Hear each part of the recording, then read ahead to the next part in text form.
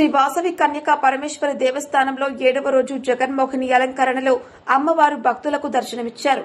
బద్వేల్ పట్టణంలోని శ్రీ వాసవి కన్యకా పరమేశ్వరి దేవస్థానం నందు శ్రీ వాసవి దసరా నవరాత్రుల ఉత్సవాల సందర్భంగా 7వ రోజు జగన్మోహిని అలంకరణలో అమ్మవారు భక్తులకు దర్శనమిచ్చారు.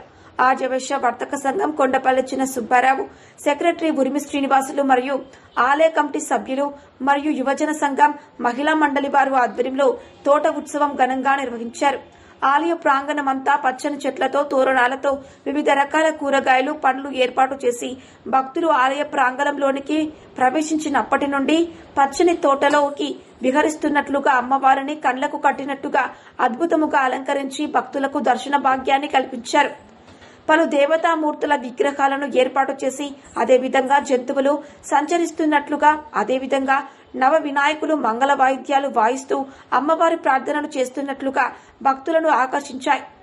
ఆర్యవైశ్య యువజన సంఘం మరియు ఆర్యవైశ్య మహిళా మండలి కమిటీ వారు ఎటువంటి ఆటంకాలు కలగకుండా చూశారు. కార్యక్రమంలో అమ్మవారి సన్నిధిలో ఎవరికి ఎటువంటి ఆటంకాలు కలగకుండా అమ్మవారిని దర్శించుకున్నందుకు వచ్చిన భక్తులకు ఎటువంటి ఇబ్బందులు లేకుండా Badvel urban CI Lingappa, urban SI Satyanarayana, Jayaram Reddy ప్రత్యేక పోలీసు సిబ్బందితో ప్రత్యేక ఏర్పాట్లను చేశారు. అమ్మవారిని దర్శించుకున్నందుకు చుట్టుప్రక్కల గ్రామాల ప్రజలు భారీ సంఖ్యలో పాల్గొని అమ్మవారిని దర్శించుకున్న భక్తులకు తీర్థ ప్రసాదాలను కమిటీ సభ్యులు అందజేశారు.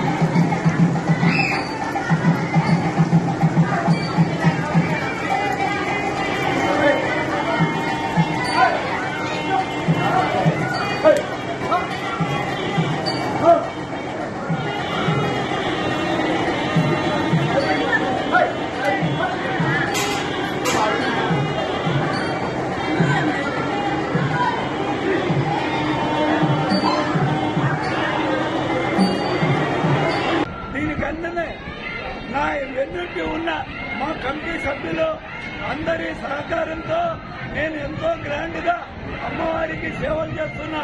వీళ్ళందరూ నా వెనకలుండి నా గెలుపు కోసము చాలా కష్టపడారు. ఈ పొద్దు నేను గెలిచానంటే వీళ్ళందరూ అభిమానము, ప్రజలు నన్ను ఎన్నుకున్నందుకు వారికి కూడా నేను ధన్యవాదాలు చెప్తున్నాను.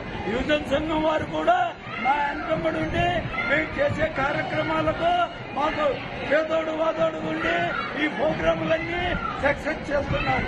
వారికి కూడా నా ధన్యవాదాలు. జై వాసు.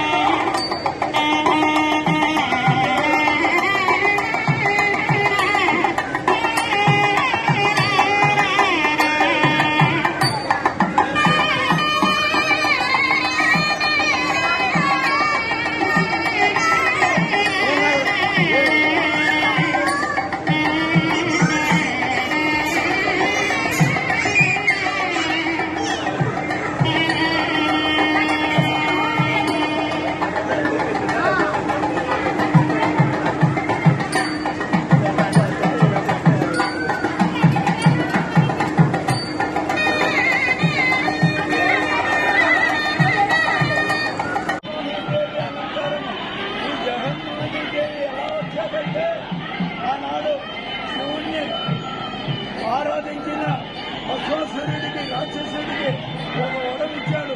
ఏం వరం ఇచ్చాడంటే తన హస్తం ఎవరి మీద పెట్టినానో వాళ్ళు భస్మైపోయి స్వామి అన్నాడు. మహానుభావుడు కోలాశంకరుడు ఆ వరం తీసుకొని ఆయన్ను తగ్గుతున్నాడు. జిల్లాలో ఒకసారి అని ఆయన పారిపోయాడు.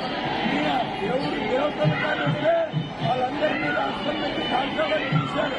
రాసులు బ్రహ్మ అనికి ఇంద్రాదులు అందరూ ఆ విష్ణువర్ధను పరిగెత్తి 3 లోకాలు అల్లకొల్లోలం అవుతున్నాయి.